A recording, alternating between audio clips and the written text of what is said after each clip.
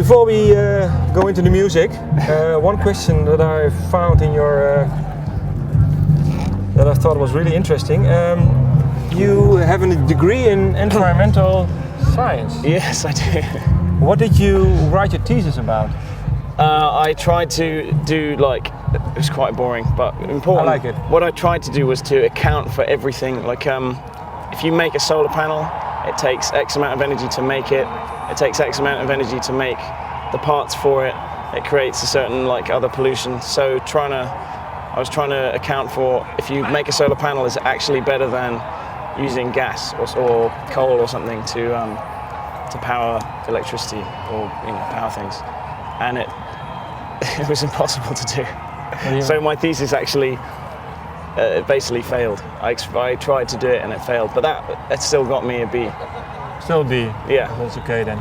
Did it fail because of you, or did it fail because of it not being possible to calculate? Partly because of me, because I'm very lazy.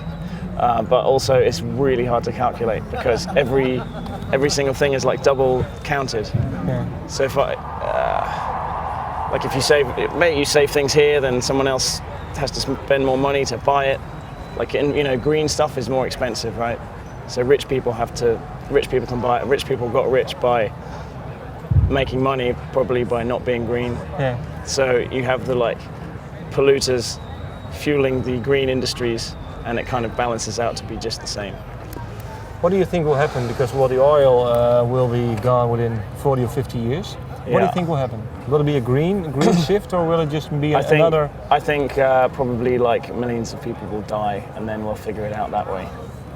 Not to be too dreadfully depressed, but I think it's hard to make things better until they're really bad. Yeah.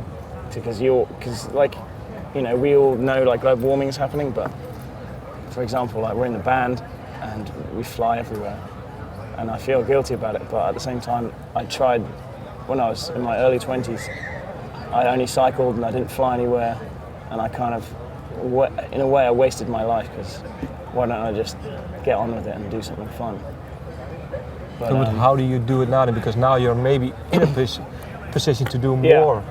So what do you do? Well, I still cycle, but that's after taking an international flight from to Chicago or something. I don't know. I kind of gave up. I sold out. I became the man. So, yeah. Because Radiohead, they don't play they don't play at festivals that are no good for the environment. What do you think? Is that a good thing to do? That's a great idea. Definitely. But then you have to be big. If you can do it, yeah, you have to be big, and everyone has to. You have millions of records, and so it's still quite wasteful to put a whole concert here, But I just don't know. I don't know. That's why I do music now. Because in music you can just say ideas and you don't have to follow through. Okay.